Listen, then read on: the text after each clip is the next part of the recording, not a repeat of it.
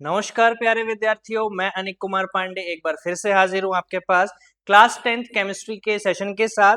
District education office Gopalganj की तरफ से आपका हार्दिक स्वागत और अभिनंदन है।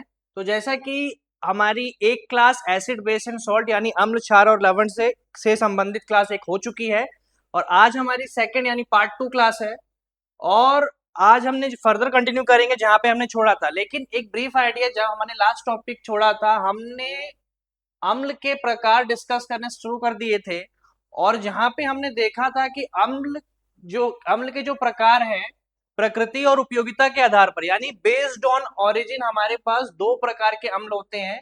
कार्बनिक अम्ल जिसे हम इंग्लिश में ऑर्गेनिक एसिड्स बोलते हैं, दूसरा खनिज अम्ल और या फिर हम उसको इंग्लिश में मिनरल एसिड्स बोलते हैं। तो हमने कार्बनिक अम्ल को काफी डिटेल में अपनी लास्ट क्लास में डिस्कस कर लिया था और जिसमें हमने बहुत सारे एग्जाम्पल भी डिस्कस किए थे ऑर्गेनिक एसिड यानी कार्बनिक अम्ल के। आज हमें खनिज अम्ल से शुरू करना है और हमने एक चीज ये भी देखा था कि जो कार्बनिक अम्ल जो ऑर्गेनिक एसिड्स होते हैं वो पौधे और जो जीव जंतु या जानवरों से प्राप्त होते हैं, जबकि जो खनिज अम्ल होते हैं वो पृथ्वी के खनिजों से निर्मित होते हैं या फिर हमने ये भी देखा था कि उन्हें लेबोरेटरी में बनाया जाता है।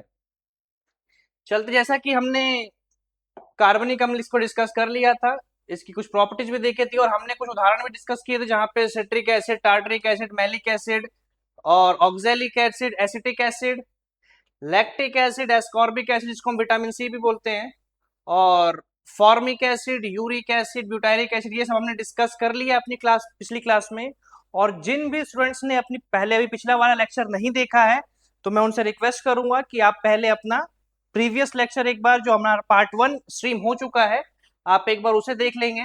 और हमने ग्लूटामिक एसिड के बारे में भी डिस्कस कर लिया था जो कि वीट में पाया जाता है, और सल्फेनिक एसिड अनियन में यानी प्याज में, और ग्लूटामिक एसिड की भी कुछ मात्रा अनियन में होती है। आज हमें इस स्लाइड से स्टार्ट करना है अपने टॉपिक को, लेक्चर को। तो जहां पे आप देख पा रहे हो कि हमने कार्बनिक अम्ल को डिस्कस कर लिया है, आज हमें शुरुआत करनी है खनिज अम्ल से। तो जैसा कि अभी थोड़ी देर पहले मैंने आपको बताया था कि जो कार्बनिक अम्ल है वो पौधे और जीव जंतुओं से प्राप्त होते हैं, जबकि खनिज अम्ल वे अम्ल हैं जो अकार्बनिक स्रोतों यानी खनिजों से प्राप्त होते हैं। इसको हमें ध्यान रखना है, खनिज अम्ल कहलाते हैं। ये बहुत ही सक्रिय और कोरोसिव नेचर के होते हैं। कोरोसिव का क्या मतलब हो गया? दाहक। दाहक नेचर के होते हैं, जहां पे हमारे पास आप यहाँ पे कुछ उदाहरण भी देख पा रहे होंगे कि जो हाइड्रोक्लोरिक अम्ल होता है, जो हाइड्रोक्लोरिक एसिड है जिसे हम HCl भी बोलते हैं, इसका केमिकल फॉर्मूला HCl होता है। सल्फ्यूरिक एसिड H2SO4, नाइट्रिक अम्ल HNO3, फॉस्फोरिक अम्ल H3PO4 और भी यहाँ पे आप कुछ उदाहरण देख पा रहे होंगे स्क्रीन पे। ये सभी जो है वो खनिज अम्ल के उदाहरण हैं। खनिज अम्ल, जैसे कि हमने बताया कि अकार्बनिक स्रोतों यानी जो पृथ्वी पर मौजूद खनिज हैं उनसे प्राप्त होते हैं, उन्हें बनाया जाता है। क्लियर है? यहाँ पे कुछ उदाहरण आप देख पा रहे होंगे। चलते अपनी नेक्स्ट स्लाइड पे, यहाँ पे हम देखेंगे कि जो कुछ इंपॉर्टेंट जो खनिज अम्ल हैं उनके यूजेस क्या है। जैसा कि हमने सबसे पहले यहाँ पे देखा था हाइड्रोक्लोरिक एसिड, और इस ये आप ये भी जानते हैं, हम सभी जानते हैं, हमने अपने बायो के सेशन में ये डिस्कस किया होगा कि जो HCl है वो हमारी बॉडी यानी स्टमक, पेट में भी पाया जाता है, लेकिन वो जो एसिड हमारे स्टमक में होता है वो किस फॉर्म में होता है? वो डाइल्यूटेड फॉर्म में होता है। दूसरा सल्फ्यूरिक एसिड बैटरी में। और एक चीज आपको ध्यान रखना है कि अलग अलग एग्जाम में बहुत बार पूछा जाता है कि किस रसायन यानी किस केमिकल को अम्लों का राजा कहा जाता है, मतलब किंग ऑफ एसिड्स। तो हमको ध्यान रखना है कि जो सल्फ्यूरिक एसिड जिसका केमिकल फॉर्मूला क्या है H2SO4, उसी को अम्लों का राजा कहा जाता है। सिर्फ अम्लों का ही नहीं, उसे रसायनों का राजा भी कहा जाता है, यानी किंग ऑफ केमिकल्स भी H2SO4 है, किंग ऑफ एसिड्स भी H2SO4 है। काफी स्ट्रॉन्ग नेचर का होता है। इसकी बहुत सारी प्रॉपर्टीज को हम आगे डिस्कस करेंगे, फिलहाल हम खनिज अम्ल डिस्कस कर रहे हैं। आप ध्यान रखें कि HCl और H2SO4 दोनों ही मिनरल एसिड यानी खनिज अम्ल का उदाहरण है। तीसरा उदाहरण यहाँ पे नाइट्रिक एसिड दिखा है जो कि उर्वरक उत्पादन में इसका काफी यूज है। फॉस्फोरिक अम्ल सॉफ्ट ड्रिंक बनाने में, जो कोल्ड ड्रिंक वगैरह अलग अलग ब्रांड के जो हम लोग पीते हैं, उस सॉफ्ट ड्रिंक को बनाने में फॉस्फोरिक एसिड का यूज होता है। यहाँ पे बोरिक अम्ल है, यहाँ पे कीटनाशक के रूप में, हाइड्रोब्रोमिक अम्ल, ये सभी जितने भी उदाहरण आपको इस वक्त स्क्रीन पे दिखाई दे रहे हैं ये सभी खनिज अम्ल के हैं। अब आते हैं कुछ इंपॉर्टेंट हमारे सिलेबस के अकॉर्डिंग जो कुछ इंपॉर्टेंट खनिज अम्ल यानी जो मिनरल एसिड्स हैं उनके उपयोग के बारे में जानते हैं। तो आप यहाँ पे स्क्रीन पे देख पा रहे होंगे, अभी हमने थोड़ी देर पहले डिस्कस किया था कि जो सल्फ्यूरिक अम्ल है जिसे हम रसायनों का राजा या अम्लों का राजा यानी किंग ऑफ एसिड्स और किंग ऑफ केमिकल भी बोलते हैं उसे के कुछ उदाहरण उससे कुछ उपयोग यहाँ पे लिखे पड़े हैं। तो सल्फ्यूरिक एसिड का यूज उर्वरक बनाने में किया जाता है, रंग और रंजक के निर्माण में भी किया जाता है। ये दोनों जो यूज हैं वो काफी इंपॉर्टेंट है, इसको आपको ध्यान रखना है। उसके बाद नाइट्रिक अम्ल के लिए आएंगे। खाद के निर्माण में नाइट्रिक अम्ल का उपयोग किया जाता है। विस्फोटक बनाने में यानी सुरक्षा हेतु देख पा रहे होंगे आप यहाँ पे, इसमें भी नाइट्रिक अम्ल का उपयोग किया जाता है।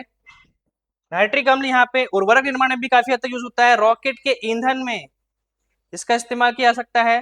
धातुओं के अम्लीकरण में यानी जो स्टील जैसी धातुएं होती हैं उनकी सफाई में भी नाइट्रिक अम्ल का उपयोग किया जाता है। आप यहाँ पे देख पा रहे होंगे हमारे पास एक और एसिड है यहाँ पे हाइड्रोक्लोरिक अम्ल जो कि HCl है।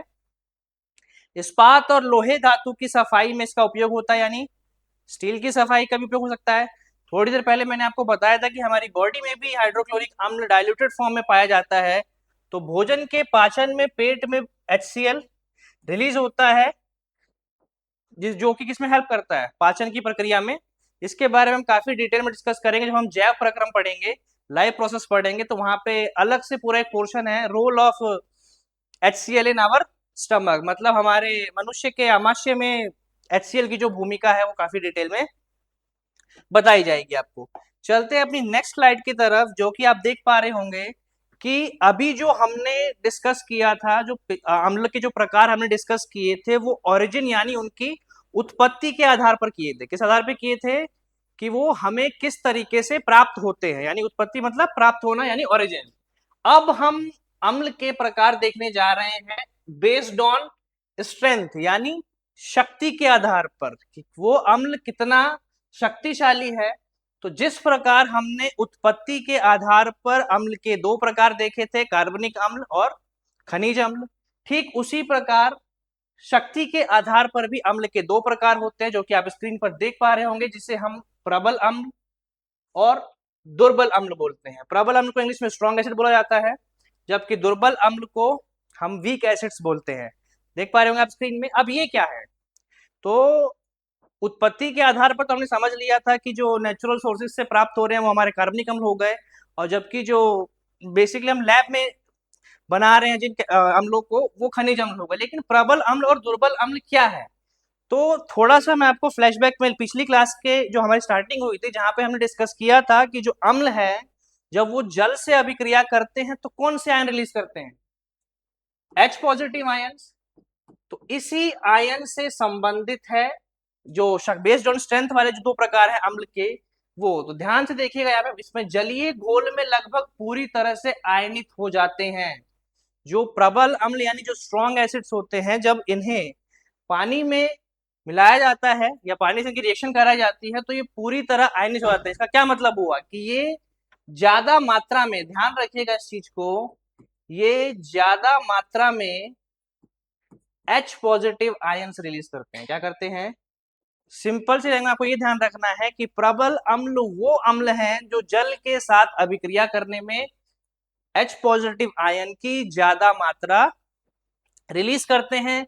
वहीं अगर हम दूसरी तरफ वीक एसिड यानी दुर्बल अम्ल की तरफ चले तो ये जलीय घोल में केवल आंशिक रूप से आयनित होते हैं। ऐसा नहीं है कि आयनित नहीं होते, लेकिन ये आंशिक रूप से आयनित होते हैं, मतलब कम मात्रा में। तो सीधी सी बात है, अगर कम आंशिक रूप से आयनित होते हैं तो ये कम मात्रा में, किस मात्रा में, कम मात्रा में H प्लस आयन रिलीज करेंगे। कौन से ion, H plus ion. H positive ion जो यानी जो हमारे हाइड्रोजन आयन है, जब ये रिलीज कर रहे हैं तो हाइड्रोजन आयन तो दोनों ही रिलीज कर रहे हैं, लेकिन जो हमारे प्रबल अम्ल है वो अधिक मात्रा में H पॉजिटिव आयन रिलीज कर रहे हैं। वहीं जब हमारे दुर्बल अम्ल के केस में हम जाएंगे तो वो कम मात्रा में H पॉजिटिव आयन रिलीज करेंगे। आइए अब इनके उदाहरण की तरफ चलते हैं।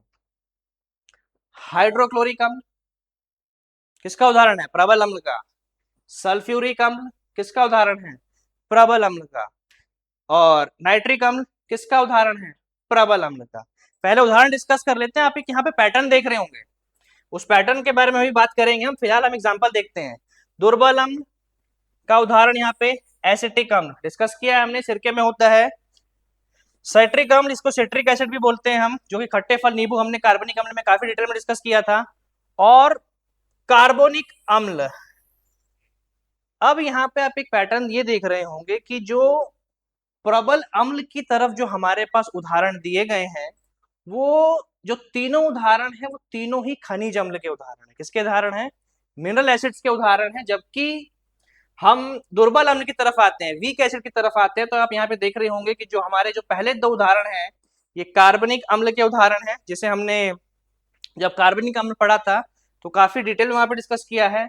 और जो कि हमारा तीसरा उदाहरण है कार्बोनिक अम्ल, ये एक प्रकार का जो होता है हमारा खनिज अम्ल होता है। अब यहां से जो मैं आपको समझाने चाह रहा हूं वो हम चलते हैं नेक्स्ट स्लाइड पे। तो यहाँ पे आप देख पा रहे होंगे, क्या सभी खनिज अम्ल प्रबल और कार्बनिक अम्ल दुर्बल होते हैं? तो यहां से हमें इस चीज को ध्यान रखना है कि लगभग जो सभी कार्बनिक अम्ल होते हैं वो किस प्रवृत्ति के होते हैं? वो दुर्बल यानी वीक नेचर के होते हैं। किस नेचर के होते हैं? वीक नेचर के। जैसे कि आप यहाँ उदाहरण देख पा रहे होंगे,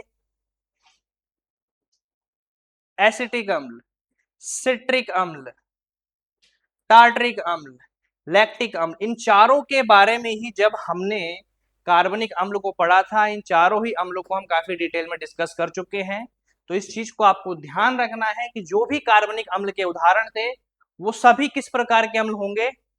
अभी हम इसे कारण के पीछे भी आएंगे, लेकिन अभी आपको ये ध्यान रखना है कि जितने भी कार्बनिक अम्ल जो हमने उत्पत्ति के आधार पर कार्बनिक अम्ल पढ़े हैं, तो वो शक्ति के आधार पर किस प्रकार के अम्ल में आएंगे। तो लगभग सभी कार्बनिक अम्ल जो होते हैं वो दुर्बल अम्ल होते हैं, यानी वीक एसिड होते हैं। तो वो सभी, अभी यहाँ पे केवल 4 उदाहरण आपको स्क्रीन पे दिखाई दे रहे होंगे, लेकिन यहाँ पे वो सभी उदाहरण आप अपने आप समझ लीजिए कि जो भी उदाहरण हमने कहाँ डिस्कस किए थे, कार्बनिक अम्ल के केस में। वहीं जबकि हम दूसरी तरफ अगर हम आए, खनिज अम्ल, यानी जो अधिकांश खनिज अम्ल होते हैं वो किस प्रवृत्ति के होते हैं? जो अधिकांश खनिज अम्ल होते हैं, यानी जो आधे से ज्यादा जो मिनरल एसिड्स हैं, उनका नेचर कैसा होता है? स्ट्रॉन्ग एसिड्स, यानी वो क्या होते हैं? प्रबल अम्ल। उदाहरण में भी आप देख पा रहे होंगे, हाइड्रोक्लोरिक अम्ल, सल्फ्यूरिक अम्ल, नाइट्रिक अम्ल। लेकिन एक चीज आप ध्यान रखिएगा, यहाँ पे मैंने आपके लिए रखा है वो अपवाद के रूप में। अपवाद क्या होते हैं? एक्सेप्शन।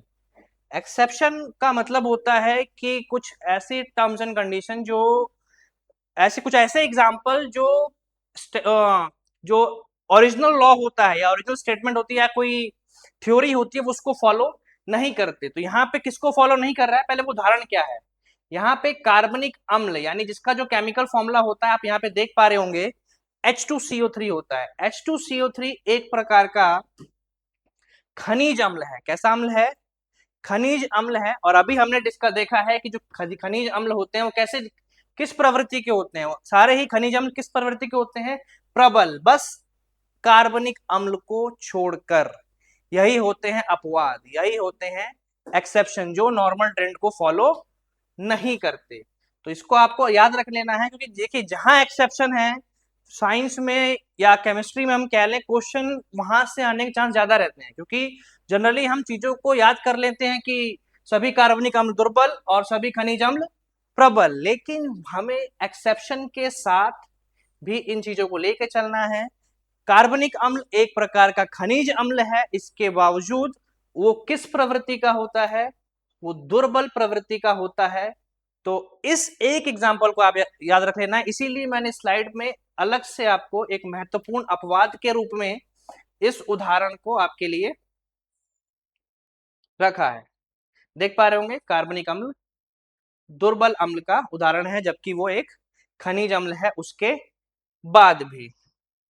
चलते हैं नेक्स्ट स्लाइड की तरफ। आई होप कि ये चीज आपको क्लियर होगी। इनकेस अगर आप थोड़ा कंफ्यूज हैं तो आप वीडियो को दोबारा से बैक करके देख सकते हैं। अब एक और क्वेश्चन है मेरा, क्या सभी कार्बनिक अम्ल दुर्बल होते हैं? सभी कार्बनिक अम्ल दुर्बल होते हैं? तो देखिए, अभी जो हमको ध्यान रखना है कि हाँ, सभी कार्बनिक अम्ल दुर्बल होते हैं। और ये किस चीज पे निर्भर करता है? दुर्बल और प्रबल किस चीज पे निर्भर करता है? तो वो चीज मैंने यहाँ पे देख, मूल अवधारणा क्या है?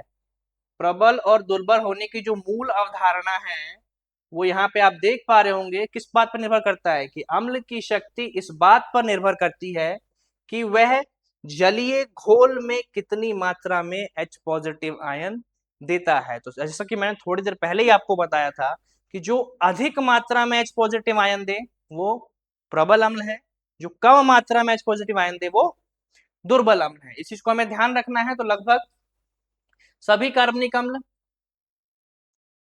आपके दुर्बल अम्ल होते हैं, जबकि जो खनिज अम्ल हैं वो प्रबल होते हैं। अब यहाँ पे आप देख पा रहे होंगे कि जैसे जब हम हायर क्लासेस में जाएंगे तो वहां पे कुछ ऐसे पर्टिकुलर एग्जाम्पल भी हमारे पास आने वाले हैं कि जो कार्बनिक अम्ल होते हैं लेकिन क्या होते हैं फिर वो, अभी हमने बात किया ना कि वो दुर्बल अम्ल होते हैं, लेकिन अभी हम इस स्लाइड को बहुत डिटेल में डिस्कस नहीं करेंगे क्योंकि जब आप हायर क्लासेस में जाएंगे तो वहां पे ऑटोमेटिकली आपको इन उदाहरण के बारे में 11th-12th क्लास में बताया जरूर जाएगा।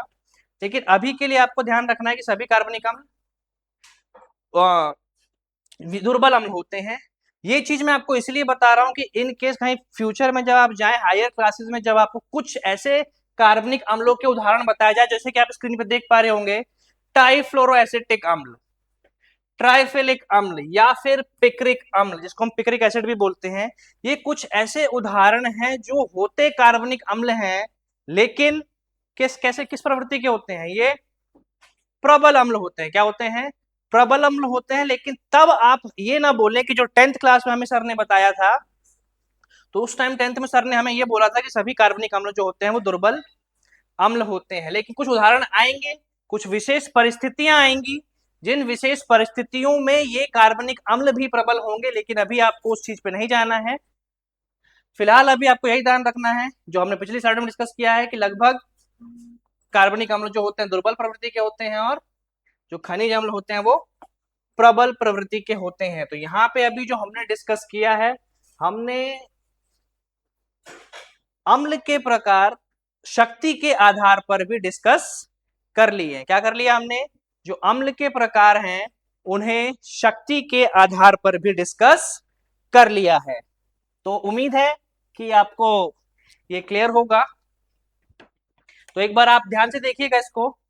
इसमें कोई भी डाउट हो आप कमेंट सेक्शन में या फिर आप लोगों को टेलीग्राम ग्रुप में भी जोड़ दिया गया है, आप उसमें भी अपने डाउट्स को पूछ सकते हैं, जो भी डाउट अगर आपको इस टॉपिक में होगा।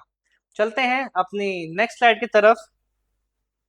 तो जिस प्रकार हमने अभी प्रबल अम्ल और दुर्बल अम्ल के बारे में पढ़ा है, ठीक उसी प्रकार हम ये भी जान सकते हैं कि जो क्षार होते हैं, जब अम्ल दो प्रकार के हो सकते हैं तो क्षार भी दो प्रकार के होंगे।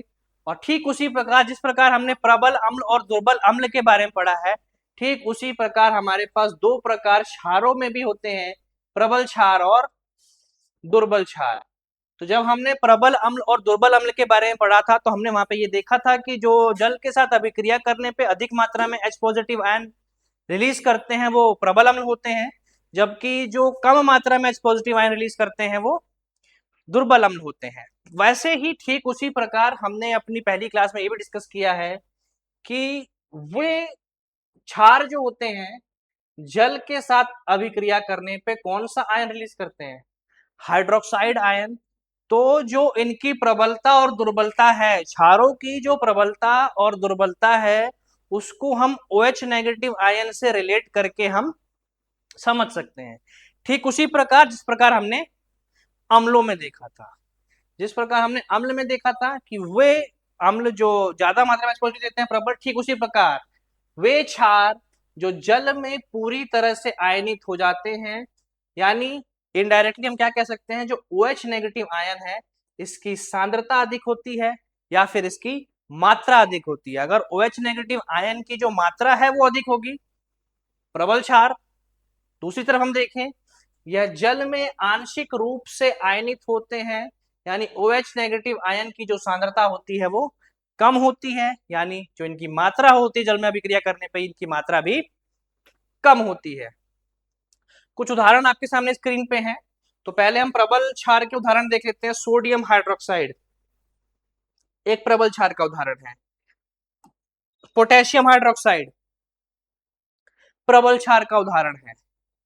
लिथियम हाइड्रोक्साइड प्रबल क्षार का उदाहरण है। तो ये भी ध्यान रखना है आपको कि यहाँ पे जो कुछ उदाहरण दे रखे हैं, और वहीं जबकि हम दुर्बल क्षार की तरफ अगर आए हम, तो मैग्नीशियम हाइड्रोक्साइड, इसी चैप्टर में जब हम अलग अलग सॉल्ट्स के बारे में जब आगे बढ़ेंगे तो आपको बताया जाए कि मिल्क मैग्नीशियम हाइड्रोक्साइड, जिसे मिल्क ऑफ मैग्नीशिया भी बोलते हैं, एज एक एंटी एसिड की तरह इस्तेमाल किया जाता है। तो हम आगे बात करेंगे। कैल्शियम हाइड्रोक्साइड के बारे में कुछ बात हमने पिछली लेक्चर में की थी, पिछले चैप्टर में, जिसमें चूने के पानी को हमने कैल्शियम कार्बोनेट यानी चूना पत्थर में बदला था, क्या मिला के उसमें डिस्कस किया है हमने। आगे दोबारा बात करेंगे इसकी केमिकल रिएक्शंस के बारे में भी, जब हम अम्ल और क्षार के रासायनिक जो रासायनिक गुणधर्म होते हैं जब उसके बारे में पढ़ेंगे, यानी जब केमिकल प्रॉपर्टीज के बारे में पढ़ेंगे, वहां पे हम काफी रिएक्शन को भी डिस्कस करने वाले हैं। फिलहाल उम्मीद है कि आपको प्रबल क्षार और दुर्बल क्षार में जो अंतर है वो स्पष्ट होगा। आपको ध्यान रखना है, सिर्फ OH नेगेटिव आयन की सांद्रता से आप प्रबल और दुर्बल क्षार को पहचान सकते हैं। उदाहरण आप यहाँ पे देखेंगे, अमोनियम हाइड्रोक्साइड जो है वो एक दुर्बल क्षार का उदाहरण है। Aluminium hydroxide, magnesium hydroxide, calcium hydroxide, ये चारों ही दुर्बल क्षार के उदाहरण है। क्यों? क्योंकि जब इनको जल में जब ये अभिक्रिया, जल के साथ जब अभिक्रिया करेंगे तो जो OH नेगेटिव आयन की जो सांद्रता होगी, यानी जो OH नेगेटिव आयन की जो मात्रा होगी वो कम होगी। वहीं जब हम दूसरे उदाहरण की तरफ बात करें, जैसे कि sodium hydroxide, potassium hydroxide, lithium hydroxide, तो दूसरी तरफ जो OH नेगेटिव आयन की जो मात्रा होगी या सांद्रता होगी, कब? जल के साथ अभिक्रिया करने पे वो ज्यादा होगी। तो उम्मीद है कि आपको अम्ल, प्रबल अम्ल, दुर्बल अम्ल, प्रबल क्षार, दुर्बल क्षार में अंतर जो होगा वो स्पष्ट होगा। तो चलते हैं अपने नेक्स्ट टॉपिक की तरफ। आप स्क्रीन पे देख पा रहे होंगे सूचक और उनके प्रकार, इंडिकेटर्स और टाइप्स ऑफ इंडिकेटर्स, जिसमें हमने लिटमस के बारे में डिस्कस कर लिया था। जब बेसिक प्रॉपर्टीज हमने डिस्कस की थी किसकी, जब कि जो एसिड्स हैं वो ब्लू लिटमस को रेड लिटमस में टर्न कर देते हैं, यानी जो नीला लिटमस है उसको लाल लिटमस में बदल देते हैं, अम्ल।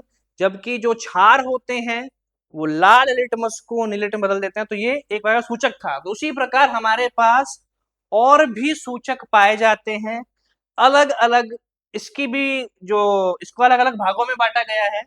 तो सबसे पहले हमारा प्रश्न ये आता है कि ये सूचक होते क्या है, यानी इंडिकेटर्स हमारे क्या हैं। तो आप यहाँ पे देख पा रहे होंगे डेफिनेशन की, वे पदार्थ जो किसी विलयन के अम्लीय या क्षारीय होने की सूचना देते हैं उसी को हम सूचक बोलते हैं। यानी वो सब्सटेंसेस जो हमें ये बताते हैं कि कोई भी जो सॉल्यूशन है वो अम्लीय है या क्षारीय है, उसकी जो सूचना हमें देंगे वही है हमारे पास सूचक। तो उम्मीद है सूचक आपको क्लियर होगा। अब हमारा क्वेश्चन आता है कि सूचक कितने प्रकार के होते हैं। तो वो आपको स्क्रीन पे दिखाई दे रहा होगा कि यहाँ पे हमने 4 प्रकार रखे हैं सूचक के, जिसमें पहला है प्राकृतिक सूचक। तो प्राकृतिक सूचक की क्या परिभाषा हो सकती है ना, इसके नाम में ही क्लियर है कि वो सूचक जो हमें प्राकृतिक रूप से पाए जाते हैं। उदाहरण भी आपको दिख रहा है, लिटमस, हल्दी। क्या करते हैं वो हम बाद में डिस्कस करेंगे कि लिटमस अम्ल में, लिटमस को तो खैर हम डिस्कस कर चुके हैं, हल्दी के बारे में भी हम बहुत डिटेल में आगे डिस्कस करने वाले हैं कि अम्ल में कौन सा कलर देता है। पर फिलहाल आप ये समझिए कि प्राकृतिक सूचक क्या है, जो प्राकृतिक रूप से प्राप्त हो। संश्लेषित सूचक, जिन्हें प्रयोगशाला में बनाया जाए, जिसके बारे में हम डिस्कस करने वाले हैं, मिथाइल ऑरेंज और फिनोफ्थलीन। ये काफी 2 इंपॉर्टेंट सूचक हैं जो आपके सिलेबस के अकॉर्डिंग आपकी बुक में भी आपको देखने को मिलेंगे, मिथाइल ऑरेंज और फिनोफ्थलीन। जबकि गंधीय सूचक, पहला था प्राकृतिक सूचक यानी नेचुरल इंडिकेटर्स, दूसरा था संश्लेषित सूचक यानी सिंथेटिक इंडिकेटर्स, तीसरा है गंधीय सूचक यानी ऑल्फैक्टरी इंडिकेटर्स। इसको इंग्लिश में ऑल्फैक्टरी इंडिकेटर्स बोलते हैं, गंधीय सूचक, तो जिसे हम स्मेल करके बता पाए। बहुत डिटेल में आगे डिस्कस करने वाले हैं। और चौथा और जो आखिरी प्रकार हम डिस्कस करेंगे, जहां पे हम बात करेंगे पीएच स्केल के बारे में। किसके बारे में बात करेंगे? पीएच स्केल में। थोड़ा आइडिया मैंने आपको दिया था शुरू क्लास में कि 0 से 14 तक के नंबर होते हैं। 0 से 7 से कम अम्लीय है, 7 और 14 के बीच क्षारीय है, और 7 जो होता है वो उदासीन होता है। फिलहाल अब हम एक एक करके इन चारों के बारे में ही डिस्कस करने वाले हैं। तो शुरुआत करते हैं अपने पहले सूचक के प्रकार से, जो कि आप स्क्रीन पे देख पा रहे होंगे, प्राकृतिक सूचक। तो जैसा कि मैंने आपको थोड़ी देर पहले बताया था, एक बार परिभाषा भी इसकी देख लेते हैं कि वे पदार्थ जो प्राकृतिक स्रोतों जैसे पौधे से प्राप्त होते हैं और रंग परिवर्तन द्वारा विलयन के अम्लीय या क्षारीय होने की सूचना देते हैं। तो जैसा मैंने आपको थोड़ी देर पहले ही बताया था कि प्राकृतिक नाम से ही क्लियर है कि जो प्राकृतिक रूप से प्राप्त होंगे वो हमारे प्राकृतिक सूचक कहलाएंगे और रंग परिवर्तन द्वारा विलयन के अम्लीय या क्षारीय होने की सूचना देते हैं, जिसमें हमने लिटमस को डिस्कस किया था। एक बार देख लेते हैं एक एक करके, जो यहाँ पे हमारे पास उदाहरण दे रखे हैं। पहले हम 10 उदाहरण देखते हैं, उसके बाद जो कुछ इंपॉर्टेंट उदाहरण जो आपके सिलेबस के अकॉर्डिंग इंपॉर्टेंट है आपके एग्जामिनेशन पॉइंट ऑफ व्यू से, हम उसको भी डिस्कस करेंगे कि अम्ल में वो किस प्रकार, जैसा कि अभी अभी हमने परिभाषा में देखा कि रंग परिवर्तन द्वारा सूचित करते हैं कि जो भी विलयन है वो अम्लीय है या क्षारीय है। तो कुछ इंपॉर्टेंट डिस्कस, पहले कुछ उदाहरण देख लेते हैं। हम जैसा कि आप देख पा रहे होंगे स्क्रीन पे 10 सूचक, प्राकृतिक सूचक, सूचक नहीं 10 प्राकृतिक सूचक के उदाहरण आपको दिखाई दे रहे हैं। पहला है लिटमस, जो लाइकेन नाम के प्लांट से प्राप्त होता है। जब हमने लिटमस परीक्षण कराया था मैंने आपको पहली क्लास में, तो वहां पे बताया था कि लाइकेन नाम के प्लांट से पाया जाता है। हल्दी दूसरा प्राकृतिक सूचक है। तीसरा चुकंदर का रस, सभी ने देखा होगा। लाल पत्ता गोभी, रेड कैबेज। गुड़हल के फूल, पांचवा उदाहरण। गेंदा का फूल, छठा उदाहरण। सूरजमुखी, सातवां उदाहरण। जामुन का रस, आठवां उदाहरण। काले अंगूर का रस, नौवां उदाहरण। ये सभी प्राकृतिक सूचक के उदाहरण हैं, यानी नेचुरल इंडिकेटर्स के। चाय का काढ़ा, ये हमारे 10 उदाहरण हैं नेचुरल इंडिकेटर यानी प्राकृतिक सूचकों के।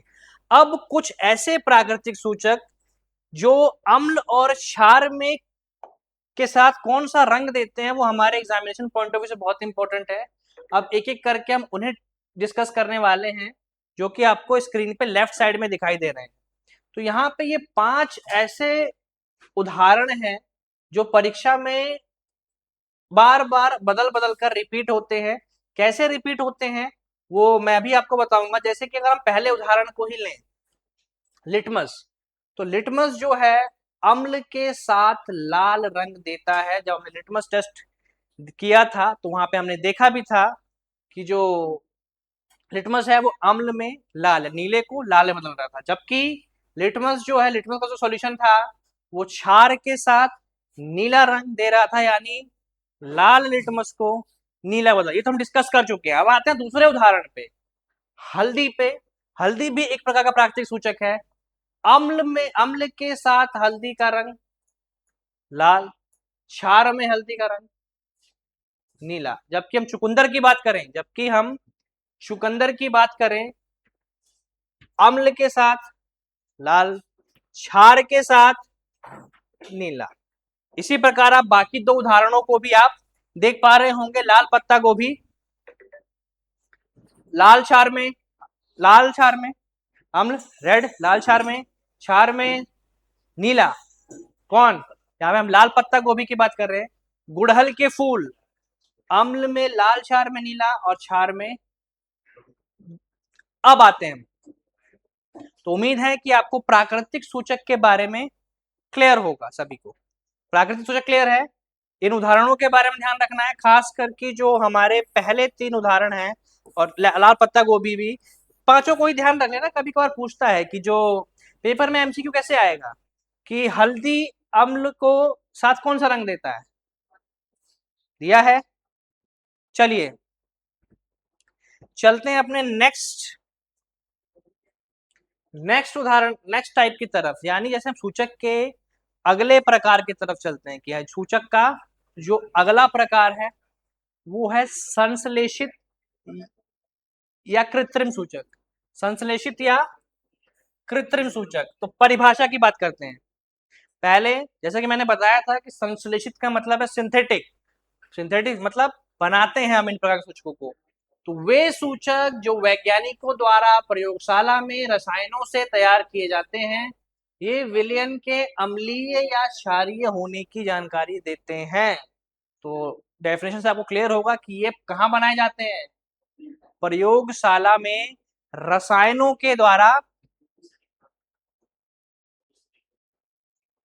वे सूचक जो वैज्ञानिकों द्वारा प्रयोगशाला में रसायनों से तैयार किए जाते हैं, कौन सूचक कहलाते हैं? संश्लेषित, कृत्रिम, या इसी को हम अंग्रेजी में बोलते हैं सिंथेटिक इंडिकेटर्स। तो मतलब इन्हें लैब में बनाया जाता है। ध्यान से देखिएगा, बहुत ध्यान से देखिएगा। अब यहाँ पे दो उदाहरण जो आपके सिलेबस के अकॉर्डिंग, जो आपके एग्जामिनेशन पॉइंट ऑफ व्यू से बहुत इंपॉर्टेंट है, और मिथाइल ऑरेंज है, आप देख पा रहे होंगे स्क्रीन में, मिथिल ऑरेंज या मिथाइल ऑरेंज बोल सकते हैं इसको हम, या फिर फिनोफ्थलीन। दूसरा कौन सा उदाहरण है हमारा? फिनोफ्थलीन। अम्लीय विलयन, अम्लीय विलयन में जो मिथाइल ऑरेंज है वो गुलाबी रंग देता है। क्या सा रंग देता है? गुलाबी रंग।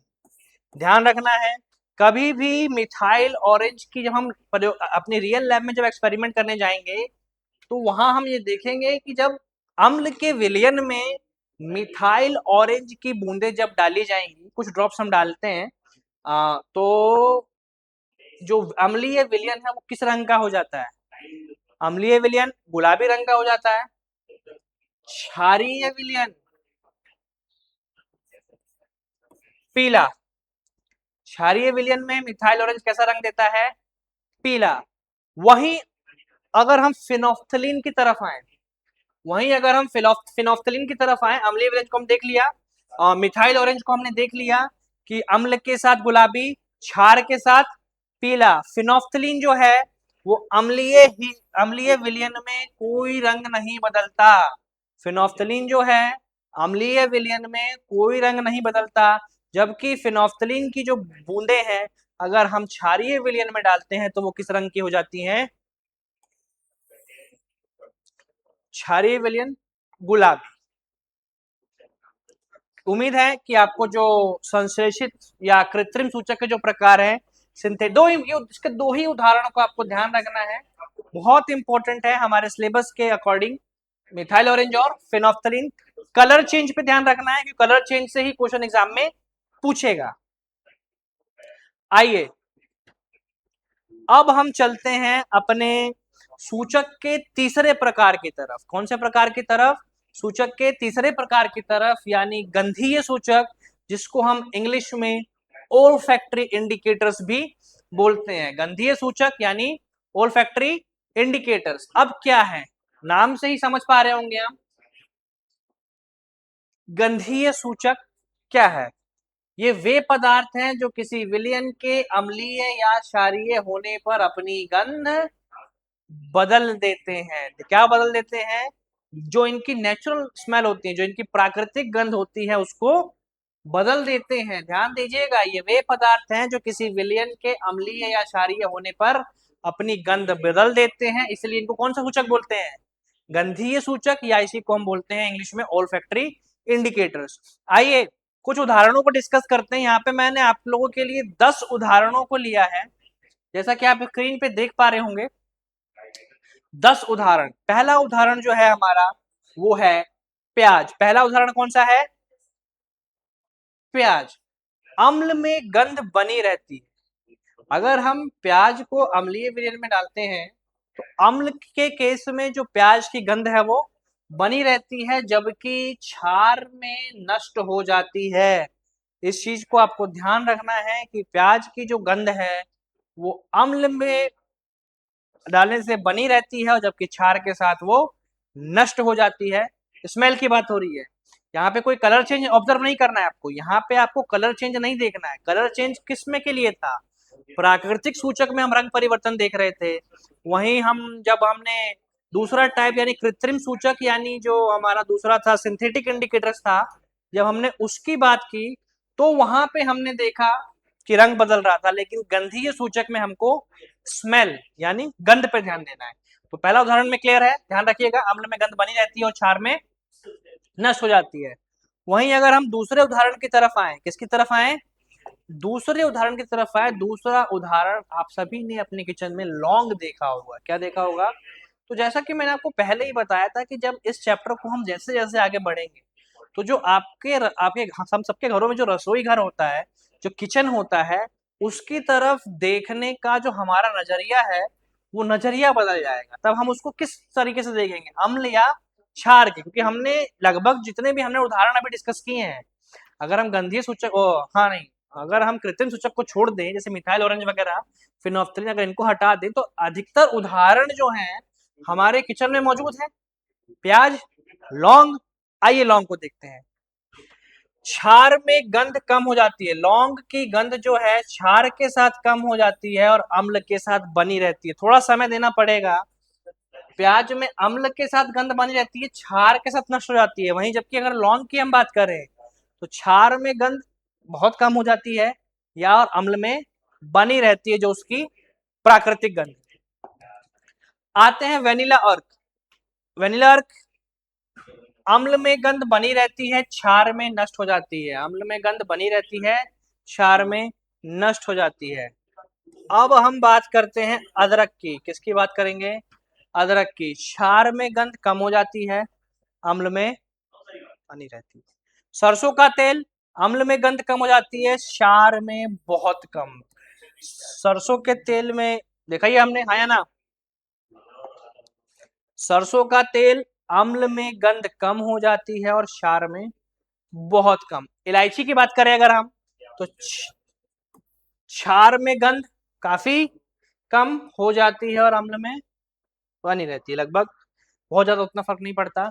अगर हम पुदीने की बात करें तो पुदीना अम्ल में गंध अधिक तीव्र होती है। पुदीने की जो गंध है वो अम्ल में कैसी होती है? अधिक तीव्र होती है और क्षार में कम हो जाती है। जो पुदीने की गंध है अम्ल में अधिक तीव्र और क्षार में कम हो जाती है। सोआ, अम्ल में गंध कम हो जाती है, क्षार में बहुत कम। सोआ क्या है? अम्ल में गंध कम हो जाती है, क्षार में बहुत कम। सोआ के बारे में ध्यान रखेंगे। अजवाइन, क्षार में गंध कम हो जाती है, ध्यान रखिएगा। अजवाइन क्षार में गंध कम हो जाती है, अम्ल में लगभग बनी रहती है। लेमन ग्रास, अम्ल में गंध तीव्र और क्षार में कम हो जाती है। तो इनके गंध को ध्यान रख। देखिए अभी आपको ये लग रहा हो कि इसको याद करना मुश्किल है, लेकिन जैसे जैसे आप इस टॉपिक को, जो भी हम चीजें डिस्कस कर रहे हैं, रिवीजन बहुत जरूरी है। Revision is the key to success. जब तक आप चीजों को नहीं दोहराएंगे, अगर आप ये सोचेंगे कि केवल आपने एक बार वीडियो को देख लिया, आपने केवल एक बार वीडियो को देख लिया और आपको चैप्टर समझ में आ जाएगा, तो ऐसा नहीं है। हो सकता अगर आप रिवीजन नहीं करेंगे तो पहली बार वीडियो देखने पे जो चीजें आपको समझ में आई हैं, अगर आप उसको रिवाइज नहीं करते हैं तो धीरे धीरे वो भी आप भूल जाएंगे। तो सबसे पहली बात, इसीलिए देखिए वीडियो तो रिकॉर्डेड मोड पे, आप चाहे जितनी बार इस वीडियो को देख सकते हैं। इस वीडियो को जितनी बार आप प्ले कर सकते हैं। कोई टॉपिक नहीं समझ में आ रहा, दोबारा बैक कीजिए वीडियो को, टाइम को पीछे कीजिए, फिर से उसको प्रीप्ले कीजिए, जो टॉपिक है उसको बार बार देखिए। उम्मीद है क्लियर होगा। थोड़ा सा ध्यान रखना है इनके गंध के बारे में, और अगर आप 4 से 5-6 बार रिवाइज करेंगे, मुझे नहीं लगता कि इसको याद करने में कोई समस्या होगी। चलते हैं नेक्स्ट स्लाइड की तरफ, जो हमारे सूचक का चौथा और आखिरी प्रकार है, जहां पे हमने अन्य सूचक को डिस्कस किया था। तो अब हम आज की क्लास के बिल्कुल आखिरी मोड़ पर पहुंच गए हैं। तो जहां पे मैंने बताया था आपको कि पीएच स्केल, इसके बारे में, पीएच स्केल के बारे में जानेंगे। पीएच स्केल क्या बताता है? पहली बात तो ये एक पैमाना है, स्केल है, जिसमें 0 से 14 तक के क्या होते हैं? नंबर। 0 से 14 तक के नंबर होंगे। दूसरा, जलीय घोल की प्रकृति मापता है। अब क्या ये भी वही बता रहा है कि विलयन कैसा है? अम्लीय है, क्षारीय है या उदासीन है। हम वैल्यू से पता कर, जहां पे देख पा रहे होंगे आप 0 से लेके 14 तक के नंबर होते हैं। 0 से लेके 14 तक के नंबर होते हैं। इसी की प्रवृत्ति, मतलब 0 से 7 तक हम अम्लीय विलयन बोलेंगे, 7 पे उदासीन होता है, 7 से 14 के बीच 14 तक जो हम होता है क्षारीय विलयन होता है। तो इसके बारे में बहुत डिटेल में हम बात करेंगे जब हम अपनी नेक्स्ट क्लास में आएंगे। तो आज हमने कहां तक डिस्कस किया है? आज हमने प्राकृतिक सूचक को डिस्कस कर लिया। आज हमने संश्लेषित सूचक यानी जो सिंथेटिक इंडिकेटर्स उसको डिस्कस कर लिया। तीसरा जो है हमारा गंधीय सूचक, इसको भी हमने डिस्कस कर लिया, और इसको हम अपनी नेक्स्ट क्लास में डिस्कस करने वाले हैं, क्योंकि आज इसलिए नहीं, क्योंकि आप पहले इन जो पहले 3 प्रकार के सूचक के इसको ढंग से रिवाइज करेंगे, ताकि जब हम अपने चौथे सूचक पीएच स्केल पे जाएं, इसका एक ब्रीफ आइडिया मैंने आपको आज दे दिया है कि एक स्केल की तरह हम बहुत डिटेल में दोबारा बात करेंगे। जो चीजें आज मैंने आपको बताई है मैं उसको फिर से बताऊंगा। तो पीएच स्केल से हम अपनी नेक्स्ट क्लास शुरुआत करने वाले हैं। तब तक जो भी है आप चीजों को रिवाइज कीजिए। Revision is the key to success. Revision से ही सक्सेस मिलेगी। अगर आप चीजों को रिवाइज नहीं कर रहे हैं तो आपको इन क्लासों को देखने का कोई फायदा नहीं है। नोट्स बनाइए, हम वैसे भी काफी डिटेल प्रेजेंटेशन आपके लिए लेके आ रहे हैं, आप इसको नोट कीजिए, क्योंकि जब तक आप हाथ जितनी बार लिखेंगे, लिख के अगर प्रैक्टिस करेंगे तो आपको उतनी ही जल्दी चीजें आसानी से याद होंगी, आप उसको आसानी से रिवाइज कर पाएंगे एग्जाम के समय पे। तो आज की क्लास में इतना ही। तब तक के लिए अपना बहुत ध्यान रखिए। धन्यवाद।